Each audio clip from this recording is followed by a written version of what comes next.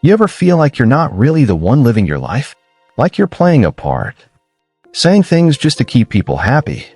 Doing things that feel right to them, but wrong to you? Smiling on the outside while you're falling apart inside? What if I told you that the biggest reason you feel lost, stuck, or empty is because you've been lying? Not lying to others, lying to yourself. Jordan Peterson once said, "If you're not speaking the truth, it's not you who's speaking." And when I first heard that, it stopped me cold. Because if you're not the one speaking, then who is? Carl Jung called this the persona, the mask we wear to fit in, to be accepted, to be safe.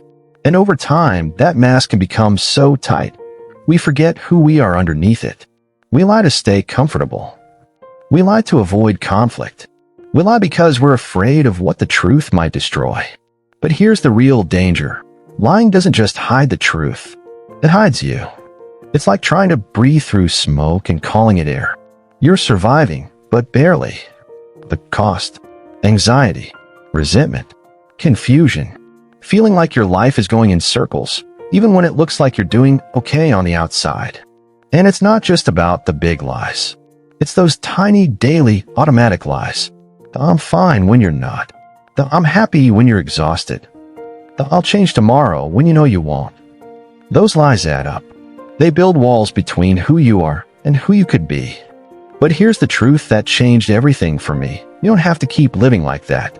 In this video, we're going to talk about how truth transforms your identity, how language shapes your life, and how embracing your real self, even when it hurts, is the only way to finally feel free. You're going to hear from minds like Jordan Peterson and Carl Jung, and stories that prove this isn't just theory. It's the key to real change. You're here for a reason, so don't turn away. Let's talk about what happens when you stop lying and finally start living. You wake up, put on a smile, go to work, laugh at things that aren't funny, nod when you want to scream. Day after day. But something deep inside knows, this isn't really you. That feeling, that quiet ache in your chest, is your soul banging on the inside of your ribcage, begging for air. And most people, they ignore it.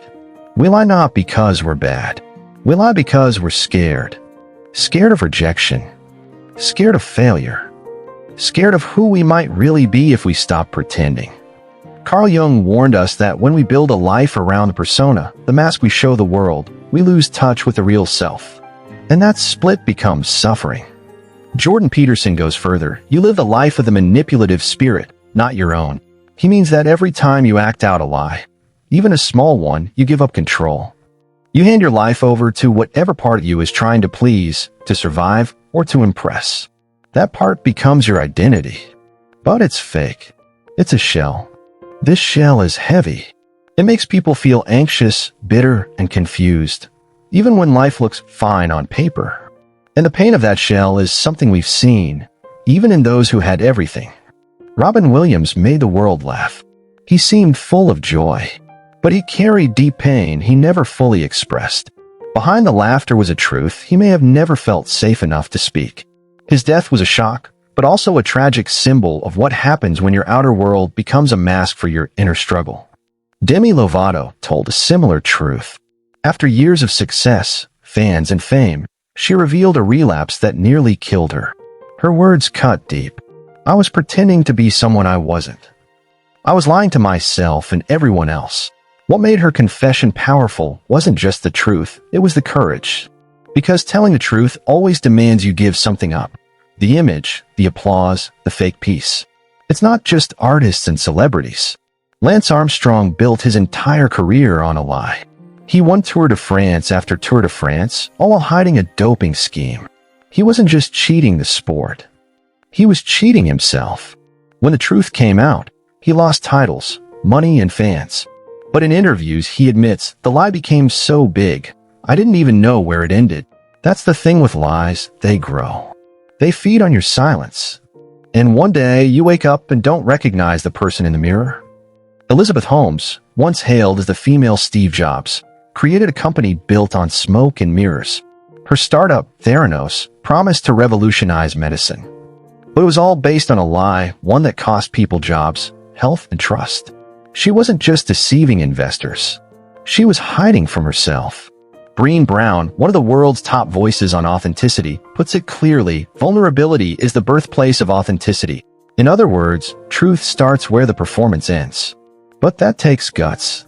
And Sam Harris, in his book Lying, says, every time you lie, even a little, you lose touch with reality and with yourself. You see, lying isn't just about right or wrong. It's about connection to who you are, to others, and to your purpose. Every day people say I'm fine when they're not. It's not a big deal when it is. I'll deal with it later when they know they won't. Those lies seem small, but over time, they layer over your identity like wet cement until you're frozen in a version of yourself that's not real. That's why the first step to freedom is honesty. Not dramatic, life-shattering honesty. Just small, daily truths. Like, I'm tired. I don't believe that. I want something different. I'm scared. When you start telling the truth, even in whispers, you chip away at the mask. So here's something simple you can try tonight. Write down 3 things you say often to others that might not be true. Then ask, who am I trying to protect? Them or me? Because the real you is under there, still breathing, still waiting. And every truth you tell brings you back to life. Most people think truth is just about being honest. But here's the real thing. Truth is a discipline, a muscle, a lifestyle. And most people are mentally and emotionally out of shape. We avoid the truth not because it's complicated, but because it demands change. Truth makes you face what you'd rather ignore. It doesn't care about your excuses or your comfort. It just is. Jordan Peterson says, there's nothing more dangerous than a person who can think and speak clearly, because someone like that can't be manipulated. They don't get lost in fog. They walk into a room and cut through the noise with words that are sharp, honest, and grounded in reality. And you don't get to that place by accident. You get there through discipline. But most of us run from discipline. We see it as punishment. Here's the shift. Discipline isn't what restricts your freedom, it creates it. Carl Jung believed that we become free only when we integrate the parts of ourselves we've ignored. And that process starts by naming what's broken. Giving words to your chaos. That's what language is for. Turning pain into something you can hold, shape, and overcome. Let's look at someone who lived this out loud. Arnold Schwarzenegger.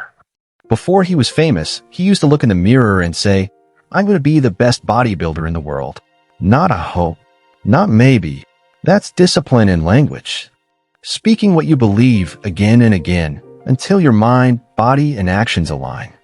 Serena Williams, one of the greatest athletes of all time, didn't just train her body, she trained her focus. Her ability to block noise, to keep her mind locked in, wasn't random. It was built through discipline and self-command. When asked how she handles pressure, she said, I stay in my zone. I control what I say to myself. That's not fluff. That's mastery. And Peterson lived this too. During his deepest battle with depression, he didn't wait for clarity to come. He created it by cleaning his room, organizing his thoughts, and writing through his pain. Tiny, daily actions rooted in discipline became his ladder out of chaos. Maya Angelou put it simply, words are things. They shape the atmosphere around us. Speak anger, and your world feels tense. Speak peace, and it softens. Speak truth, even a hard truth, and something changes. You start to feel aligned, clean, light. The power of truth isn't just emotional. It's neurological. Tony Robbins says, change your words, change your life, because your brain literally responds to the language you use. Call something a problem, and it shuts down. Call it a challenge, and it activates. Language is the interface between your inner world and the world around you. So when you lie, even casually, your brain notices. Your body reacts. Your identity fractures. But when you tell the truth, clearly, consistently, you train your nervous system to be resilient, not reactive. And David Goggins, he takes this to the extreme. He calls it callousing your mind. That means doing what sucks, saying what's true, pushing through resistance instead of giving in. He doesn't sugarcoat it. Most people are stuck in their minds because they lie to themselves every day. Goggins speaks his truth like a blade, and that blade has cut through the noise of his own pain, abuse, and limitation. So, what do we do with this? Start small. Here's a practice.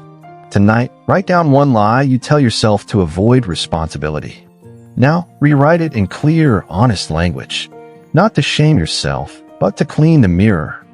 Because when your words are clean, your path becomes clear. Truth isn't just a value. It's a tool. Practice. Battle plan. And the more disciplined you are with your words, the freer your mind becomes. We live in a world that sells comfort as the goal. Take the trip. Buy the thing. Post the smile. And if you're still not happy, just distract yourself harder. But what if the problem isn't that you're broken? What if the real problem is that you've been hiding from the truth about who you really are? Carl Jung believed that the soul suffers when it loses contact with meaning. That we aren't here just to be happy. We're here to become whole. And wholeness only comes when we stop hiding from what hurts. Jordan Peterson says, "We are built to walk uphill, not because the struggle is fun, but because it gives us something worth carrying." And that's where truth comes in again. Because the truth isn't just about facts. The truth is your compass. It points to what matters, even when it scares you. Look at Viktor Frankl, a psychiatrist who survived the Holocaust. He lost everything, his family, his freedom, his dignity. But in the middle of horror, he asked one simple question. What can I live for now? He watched people in the camps, the ones who gave up and the ones who held on. And he realized something. Those who had a reason, a vision, a purpose, a truth, were the ones who survived.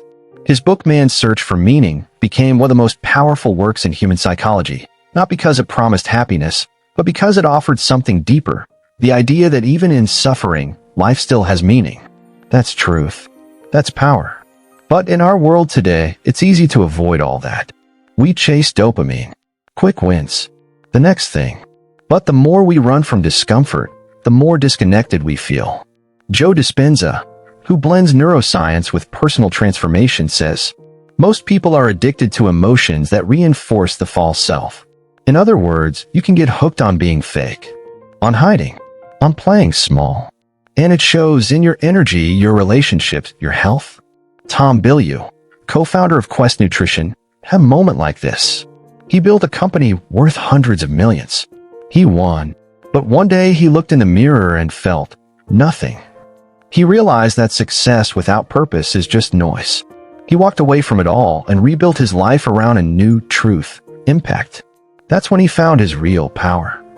And then there's Steve Jobs. After being pushed out of the company he started, he hit rock bottom. But he later said it was the best thing that ever happened to him. Because in the silence, he found himself again. When he returned to Apple, he wasn't just smarter, he was centered. Focused on legacy, not ego. Simon Sinek talks about this too. He says, people don't buy what you do. They buy why you do it. That why is your inner truth. And if you lose it or fake it, nothing you build will ever satisfy you. So how do we get back to that? We stop numbing. We stop lying. And we start by facing the part of us we avoid the most. Here's a challenge for tonight. Write down one goal that scares you, not because it's impossible, but because you'd have to become someone greater to reach it. Then ask yourself, what lies am I telling to avoid that transformation? Because the truth is, you don't just grow by chasing success. You grow by carrying something that matters, even when it's heavy. Your purpose isn't at the top of the hill. It's found in every step uphill. The lie says, stay here. It's easier.